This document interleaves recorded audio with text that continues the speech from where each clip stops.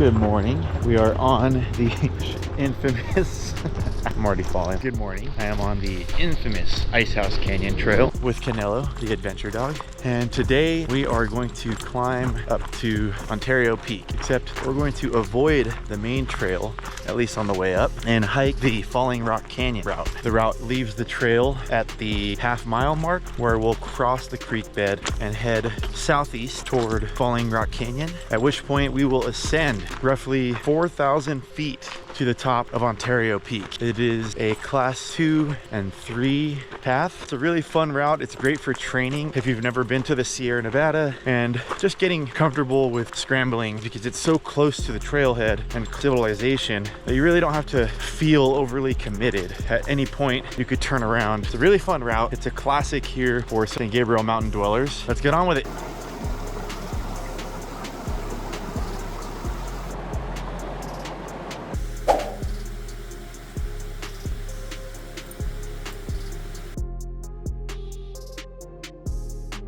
So we've just arrived at the first switchback. You can see it cut back and forth in a little Z pattern. This is where we need to cross the creek. You can see a faint use trail here that kind of just goes off into the rock and all of the fall foliage.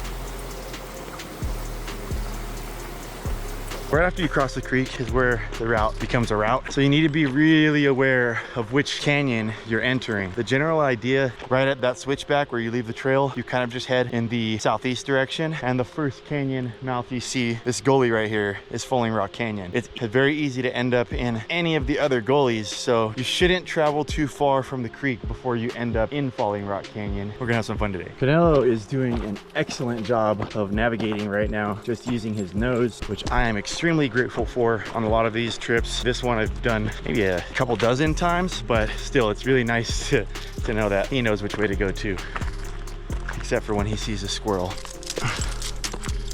Good boy. Come on. There you go. Good puppy. Crushing it, dude. All right, so we've reached the bottom of the gully. There are a couple ways to go here. Most people will follow the bottom of this granite wall. I've definitely also followed this little strip here that is totally an easy walk if you're not afraid of heights.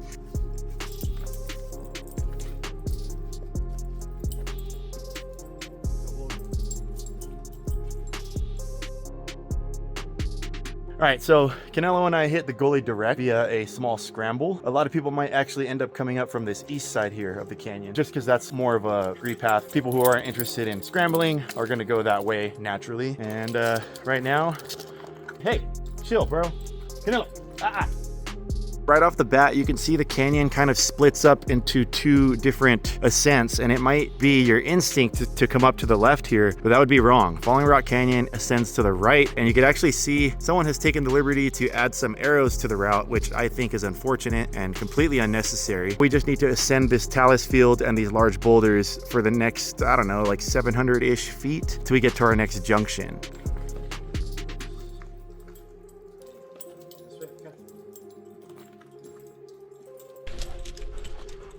You got this.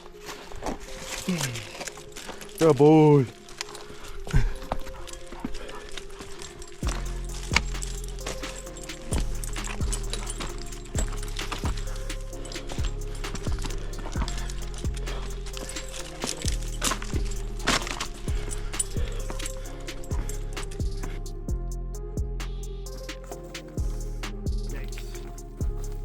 Whew.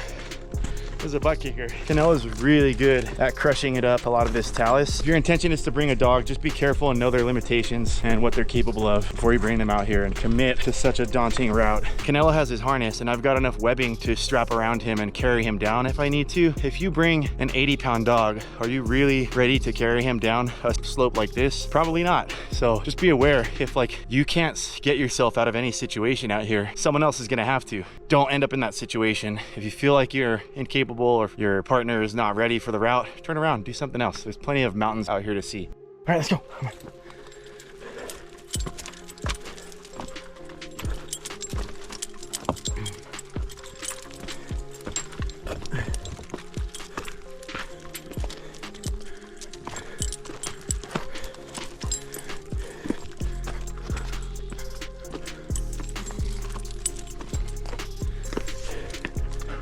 You got this. Come on now. Needs to follow me. Come on. This way. Good boy.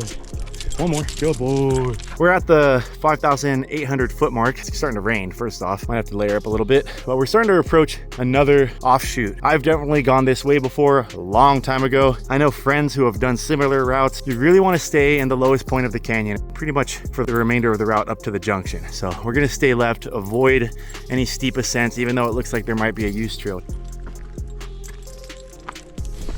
So we've been strolling along at the bottom of the gully or canyon, and it's been pretty tame for the last 300 feet or so. We are getting ready to hit our junction where we're gonna turn west and start ascending a scree slope up to the Sugarloaf saddle. Got some rock fall in Falling Rock Canyon. Expected, I suppose.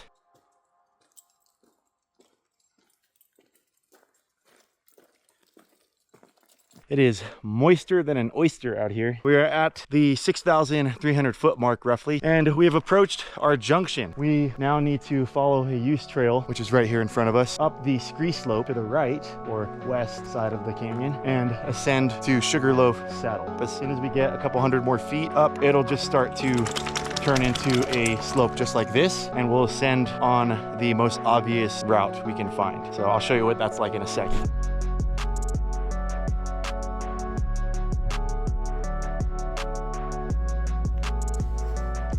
We are at the 6,322 foot level, and you can see that there's a slight use trail following the scree here. We're just gonna keep following that until we can't.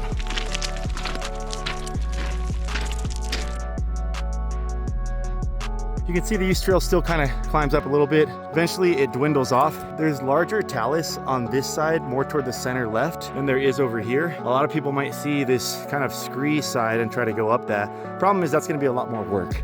So we want to stick to these larger rocks that are more solidly placed to get to the top. So we're gonna kind of angle right over here to this little spot between the trees where you can see some light to get to Sugarloaf saddle. Right here, the rocks I'm stepping on are all fairly well placed, not moving too much under my feet, so I can get good footing.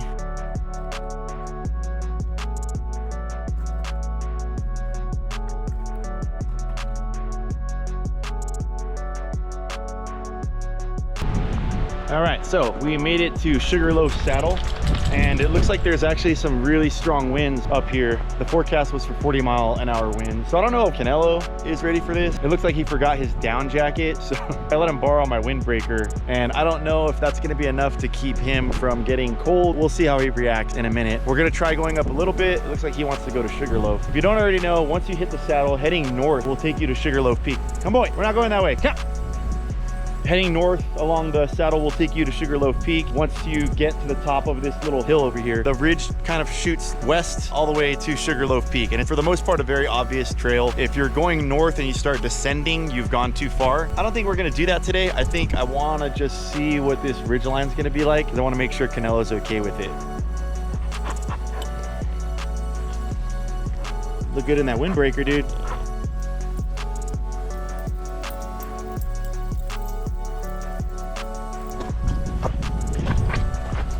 Good boy.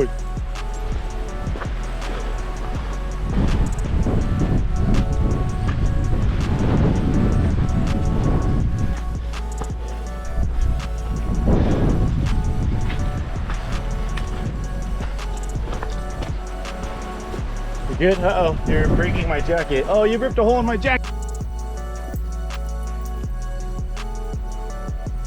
You can definitely see that there are segments of use trail throughout this route, but you don't want to get too caught up following them. You just want to stay in the direction of up and south toward the Ontario Peak. Stay along the center of the slope. If you're side hilling at any point, if you're doing too much bushwhacking, you're probably going the wrong way. It is a fairly clear path the entire way up, and there's not just one, there's several. So keep it moving. Feel like you're doing too much work, you probably are. Turn around, go back 10 feet to the last segment where you felt confident that you were on the right path, and then try again. You really don't need to be too overly committed. Because this route is so well traveled, you can always just backtrack a little bit and find another more feasible route.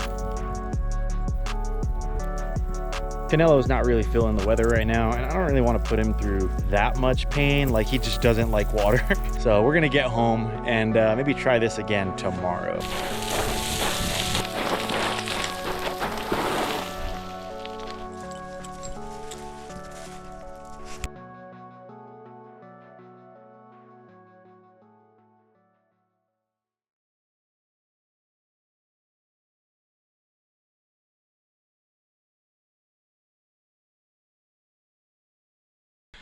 All right, so we're back one more time at Sugarloaf Saddle. Both previous days, Canelo was not into the weather. I was hoping we'd be riding along the edge of comfort and he would be fine, but eventually he starts whimpering as soon as it gets a little too wet, a little too windy, and both times I just decided that, we could come back. We're back for the third day in a row after climbing roughly 6,500 feet in 2 days, and we're gonna climb 4,000 more. Now we got these beautiful clouds below us. I kind of want to still skip Sugarloaf just because I have work later in the evening, so I want to kind of get through this as quickly as possible. I think that's what's going to happen. Kiddo, get out of there! This way! He's coming. We're at 6,729 feet. We've climbed 1,800 feet in just under an hour, which is pretty good. We're at mile 1.36. We got to do quite a bit of effort to get up here. Let's get started. As we're coming up, now we have clear skies to look at everything around us. I just wanted to make note of where Sugarloaf is. The saddle is just below us here. You're literally just going to ascend the ridgeline up to this pseudo peak here. From there, you want to make a left in the southeast or east direction to that peak right over there in the distance. It's actually a trail most of the way, a use trail to a class 1 path. The only part you can mess up is this little pseudo peak right here. If you end up going over it and down the other side, if you're going the wrong way, you need to make sure as soon as you get to that hump that you're turning at some point left in the east direction and heading to Sugarloaf peak off in the distance. Really an easy walk over, no scrambling. There might be a little bit of a steep use trail with some sand, but that's about it. We're not going to do that today because I'm tired. We're going to continue on our way up to Ontario Peak.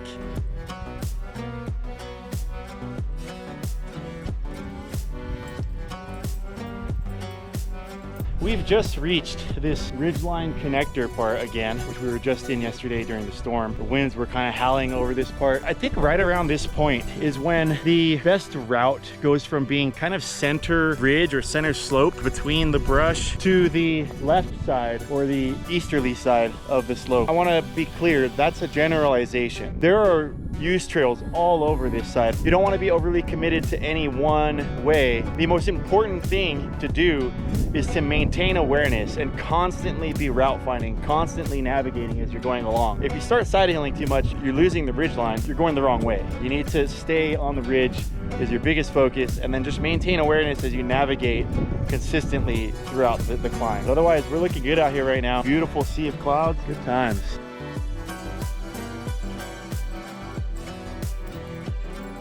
So we're getting into this more gradual terrain, which is less of the granite scrambling and more of these tall pines all around it. And we're approaching Ontario Peak. You can see it off in the distance there. So, hey, feel, dude. It's always leash pulling, man. Making way up this route closer than I thought. I guess after ascending this 3 times in 3 days, I'm just getting used to the difficulties of the route. All right, so we've reached another landmark along the Falling Rock route, and that's this plateau here. We're surrounded by pines in this beautifully forested landscape.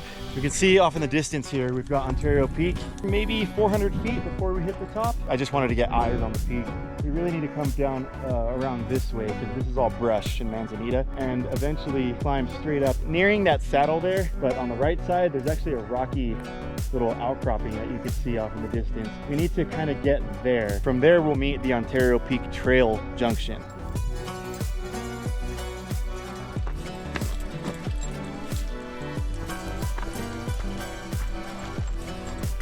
We've made it through a little bit of this brush. So far, we've had to reorient ourselves once. It's a little bit of a maze here, so we're gonna move over this way a little bit, and I can see a path that kind of comes clear through here. It's kind of like you want to stick right between the manzanita and this buckthorn here that's a little bit more dry, right along the high point of this plateau. As we get closer to this first rocky outcropping, that's kind of the general direction I want to go before we get to the hillside, and then hit the second outcropping right at the top of the saddle over here.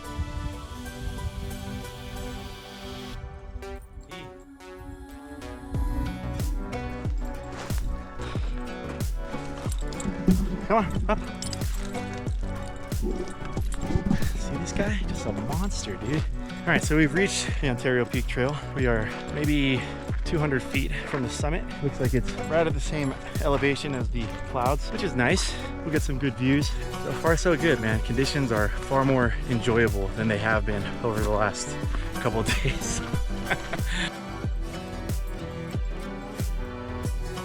All right, we made it. This way.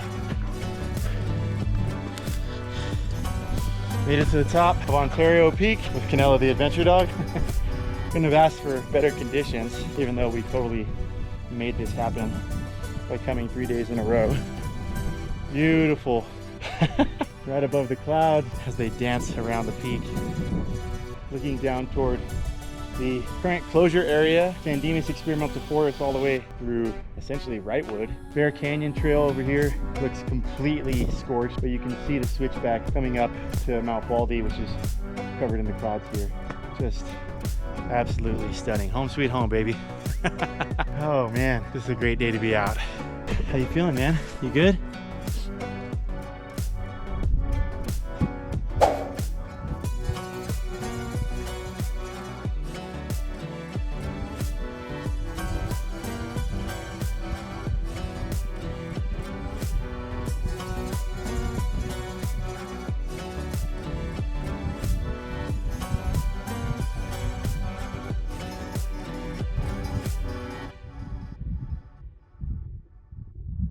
We are heading down the Ontario Peak Trail toward Kelly Camp and eventually Ice House Saddle. Some parting notes I want to share with you guys is on a route like Falling Rock, you don't want to be overly committed to any one route, and you don't want to follow blindly a guy like me, whatever I say on a YouTube video, or even those green spray paint markers that are riddled throughout the route, which I think is unfortunate, or even a GPX file for that matter, because what all of that does is it takes away from your opportunity to learn better route finding skills and navigation. Make sure that more importantly than following any markers, just practice awareness. Observe what's around you, stay on top of the route as you go along, and constantly reorient yourself. Anyway, on that note, I'm just gonna enjoy the views for the rest of the day. Happy hiking.